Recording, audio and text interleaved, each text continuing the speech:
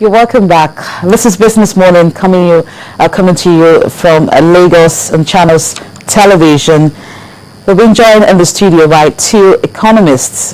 Bismarck Rwani to my left. He is a CEO at Financial Derivatives Company Limited, and Gabriel Idawusa, also an economist and the CEO of UHY Margie & Co. Thank you, gentlemen, for coming on the program. Thank you. Now, we're going to start with the budget, because I know there are two issues we're looking at on the program today.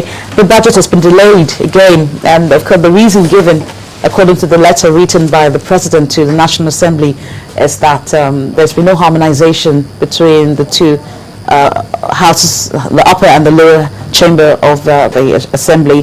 Why do you think we have to go through all of this again? We'll start with Bismarck. Why are we having to go through this issue of having to postpone budget? We know that 2014 isn't here yet, but I think everyone is looking out for the budget to know how to plan, because the essence of the budget is to plan.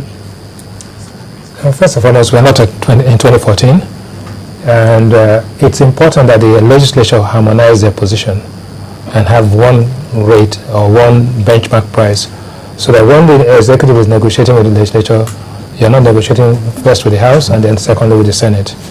This is precisely what happened in the U.S., which caused a supposed fiscal cliff. The House has a position different from that of the Senate, and that led to the shutdown in the U.S. government. So I think it's proper that the President holds back. When the legislature have harmonized their position, then they can negotiate from that point. Okay, what's your take, Gabriel? I'd like to know what you think about this development. Well, essentially, the reason is quite clear. You can't have two benchmarks at the same time. You have to have one benchmark, at least on the side of the legislature, and even if the executive has a different benchmark, it would be the one of the executive and the one of the legislature. You can't have two benchmarks in the legislature and then one benchmark in the executive. You have three benchmarks to reconcile. It's going to be impossible. So you need to let them sort out themselves. There's been this argument about how much we should peg our oil benchmark in our budget. There's been this issue that Nigeria needs to cut down or reduce the amount that it's pegging the benchmark, oil benchmark. Do you agree with the fact that we need to reduce it, going by the uncertainties, especially in the international oil market? My position is simple, that if you're benchmarking, you are assuming that there's a certain level of fiscal indiscipline in the system, which means that you need to save for the rainy day. Therefore, once we assume that we are fiscally irresponsible, which is not a far-fetched notion, we now peg our price based on what we consider to be reality. The reality is that in 2014, well, the likelihood and the probability that there will be an increase in a reduction in the global oil prices is very high. So to that extent, my personal view, if I was preparing the budget, I would use $70 a barrel. I think the President is even being too aggressive by using 74, and I think the legislature is even being over-ambitious by using 79. Bearing in mind that it is not the price that is the most important thing, the production. We are projecting production of 2.5, while we are barely doing 1.9 or 2 million barrels a day. So what you think you've gained by the headroom between your benchmark price and the global price, you lose in terms of the difference between your projected production rate and the actual production, because revenue is production multiplied by price.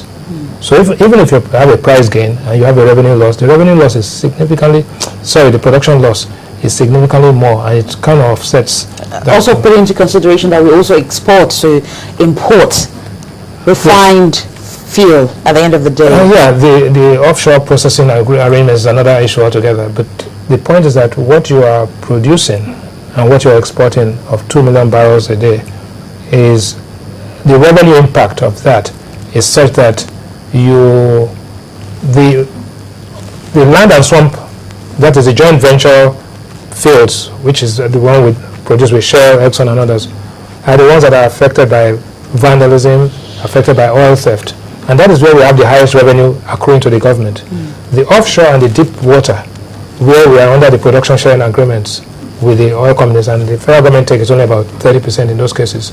Those are the ones that are producing. So not only is the production low, the production is coming from those fields where the government revenue is lower.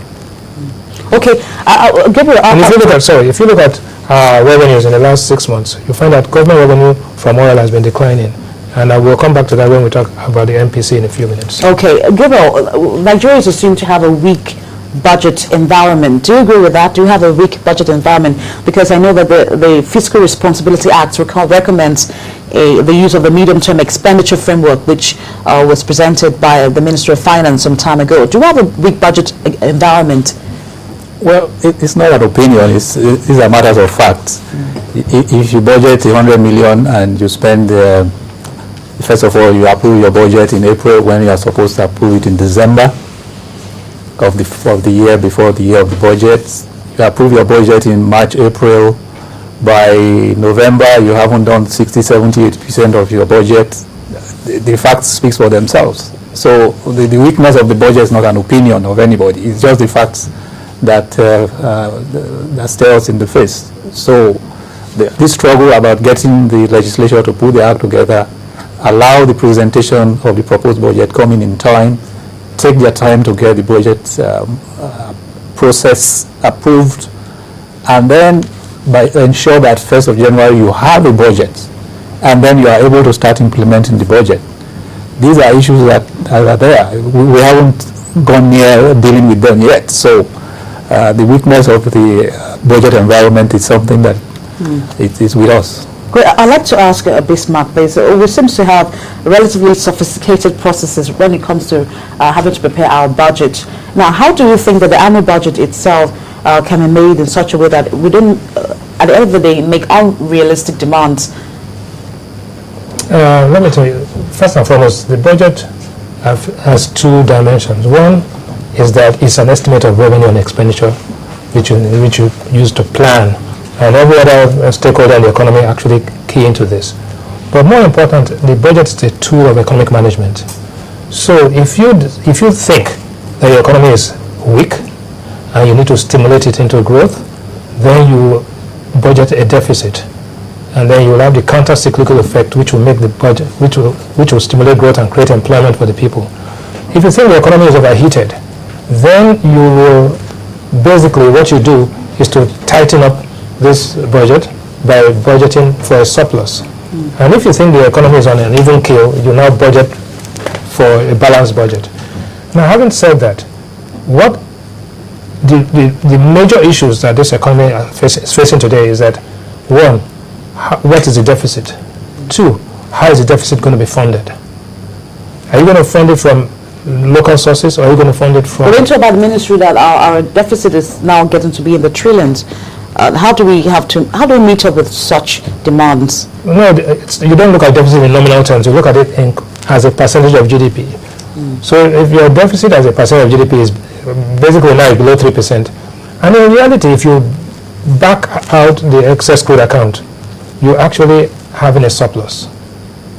Because we have a theoretical deficit in the sense that we are using a price that is below the market price. And what the surplus of that is accrued into the excess crude account. So typically what you do, add back the excess crude account to the revenue, and then you will have probably a break-even or a surplus. However, what has happened recently is that the revenue profile has been reducing because of oil production. And because of this, you're having to fund it by depleting the excess crude account. What the Minister of Finance is saying is that, look, since it is clear that oil prices and we're going to come under exogenous pressures, let us increase the amount we are saving, right, so that it is there and available to augment whenever the revenues drop, and so that the volatility in revenue will be kind of eased out. That is the theory. The other school of thought is that, okay, since the revenues are down anyway, so it's raining, why do you keep the umbrella folded? Why don't you just use the umbrella when it's raining?